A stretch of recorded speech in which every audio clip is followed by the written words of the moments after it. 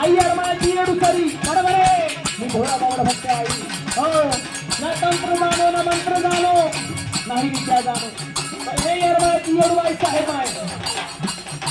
थोडी माझी भक्ती मान्य करून घेऊ आणि काही मसूर आणि अखंड एका रुपये दिली काय सांगायचं सांगितलं पाहिजे हे माझ्या